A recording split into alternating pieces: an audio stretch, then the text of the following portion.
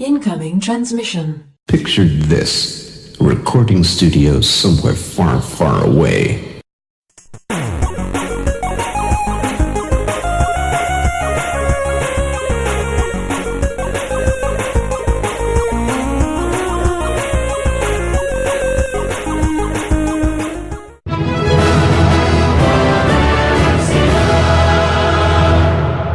Welcome, Watchers of Illusion, to my Castle of Confusion and episode 281. It's the 29th of October, and I'm looking at Monkey Island 2. Yes, probably my favourite of the Monkey Island series, to be honest, and this is on the trusty Amiga. I'm having a play around with some of the settings today on my capture to see if we can get the Amiga aspect ratio correct. Hopefully this will be a little bit better. Let me know anyway in the comments. Hopefully it'll sort it out. But yeah, it's done by LucasArts, released in 1991. Now they did start to develop this game before. I think they started really before Monkey Island 1 was actually designated as a hit. So basically they took a bit of a gamble, but it paid off. This game is brilliant. I absolutely love Monkey Island 2. Have finished it, planning on doing a walkthrough because quite honestly, there's just not enough time in a 10-minute review to even scratch the surface of this game. So I will be doing a full walkthrough, playthrough, whichever you want to say, probably with commentary as we go, or I can do a silent one, but I don't know. What do you guys think? Would you like to see a playthrough with commentary or a playthrough with just literally a playthrough with no sound or anything like that? Apart from the game noise, of course. So let's get stuck in, but let me know in the comments if you what you think about that. Anyway, let's crack on and have a look. You can see the presentation of the game already exceeds Monkey Island 1. Now this came on 11 discs, I think I was corrected. I thought it was 12, but I do believe it was 11. 11 discs on the Amiga, so you really benefited from installing this on a hard disk. If you didn't have a hard disk, this was a lot of disk swapping. I had 3 floppy drives back in the day, and even I wouldn't have attempted to have played this on a floppy disk drive system. It would have just been horrendous, especially with all the cutscenes and stuff that happen in the game as well. But absolutely brilliant. The graphics have updated quite nicely. You'll see that once we actually get off this little chat system here. But the presentation of this game is so much better than Monkey Island. But you know what? The Secret of Monkey Island was one of the first sort of major adventure games the Amiga saw. The other ones I want to have a look at is Indiana Jones as well, and I think it's the Fate of Atlantis, I believe, on the Amiga. I'm gonna have a look at that one. Day of the Tentacle, we'll have a look at that, and Maniac Mansion as well. So there are quite a few adventure games I want to have a look at on the trusty Amiga system.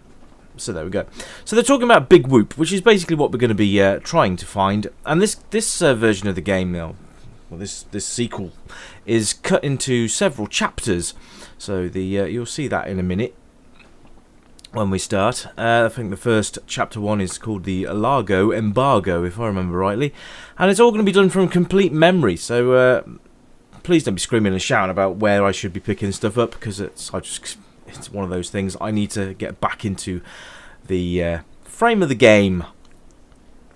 Right, here we go. So you can see Guybrush has now been updated. He's now wearing a rather swanky pirate coat and boots. Having defeated LeChuck in the first game, this kind of is the further advantage of Guybrush Threepwood. So there we go, and we're going to have a look. So we have to find the Big Whoop. So yeah, let's go. Let's go and have a butcher's hook or look over here. Here we go, part 1. There you go, the Largo Embargo.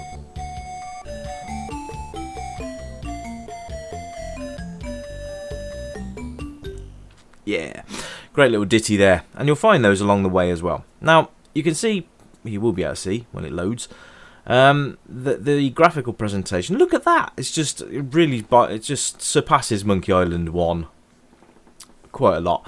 Now you can see that I've got quite a lot of cash and all that stuff on me. Not going to last very long, I'm afraid, because we're about to bump into this little fellow. Yes, this is Largo Legrand. Never underestimate the small guys, by the way. So you can see that the actual interface is fairly similar to Monkey Island 1, albeit graphically upgraded, which is nice to see. We'll have a bit more of a further look at that in a moment, once we have regained control of Guybrush. You can see the rather amusing... I mean, the humour is still massively tongue-in-cheek, and animation-wise, it's been upped on the animation front. Graphics and sound are just incredible. This is one of my... this will be, without a shadow of a doubt, a 10 out of a 10. Score today, it is one of the... It's just a magnificent piece of art, this game. It's just a shame that these subsequent games afterwards weren't quite as good. Monkey Island 2, standout of the series. So there we are. But yeah, you take control of Guybrush again. And, well, I'm not going to spoil it for you, because you need to be playing it yourself, really. But it's an absolute belter. I love this game to bits. There we go, nice little cutscene there where we bump into Largo. So we basically got to lift the embargo. Is pretty much the basis of it. Now you can see that it scrolls quite nicely across, and there are various places you can go. Now what I would say is you need to be hovering your mouse around the screen a fair bit to find out what you've got to do. Now a lot of these characters are animated, and they will talk to you. They might not have too much to say to you, but they will talk to you anyway. So we can talk to the barkeeper. So you can ask for grog, you can ask how business is going, and if you ask these questions, you'll find out that Largo is just a complete arsehat, and that he just wants to take control and fleece everybody for money for false protection. But there you go. That's what Largo is doing. So that's why we need to... lift the Largo embargo. To do that, you need to make a voodoo doll, and you need various items from Largo to be able to do so. Now here he comes again, the little scrote, and but it's just this takes me back. It really does. I hope it takes you guys back as well. Did you play Monkey Island 2 in the day, and what did you play it on? Did you play it on the PC or did you play it on the Amiga? And which version did you prefer? Is more to the question. So, you can see there, he's spat on the wall. I believe one of the ingredients for the voodoo doll is bodily fluid. Now, you can pick that up, but you can't pick it up without a piece of paper. So I'm going to give you a clue there as to what you might need to go and say. There is a cartographer in town. I'm just saying. Anyway, you'll see a lot of other characters from Monkey Island making cameo appearances in this game as well. So that's always a nice feature, the fact that they actually bring characters back, which is really cool, quite cool. So you can't play the piano or anything like that at the moment. You've got... I just like the fact it's split into chapters as well. I think it breaks up the game quite nicely as well. Some of the puzzles on this game are ridiculous, but that's what makes the game fun. You've really got to figure it out yourself, what you can and can't do, what you need to mix with other things to solve certain puzzles. Don't want to give too much away. But yes, I'm planning on, like I said, I'm planning on doing a walkthrough of this and see if I can actually go from start to finish and give you guys a bit of a guide. So I'm going to be playing this a little bit over the next few days and getting back into it so I can remember what to do. And I shall bring you guys a walkthrough guide. Like I said, it's up to you if you want to have a silent version where it's just a game noise, or if you want me to narrate over the top while I'm playing.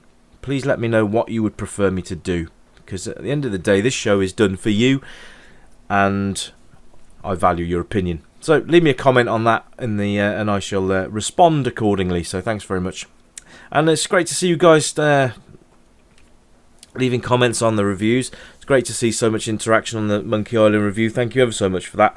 Great game, and it seems to be a hit with you guys as well. One of your favourite games. So yeah, it's very point and click, so it's very simple to pick this game up and play it.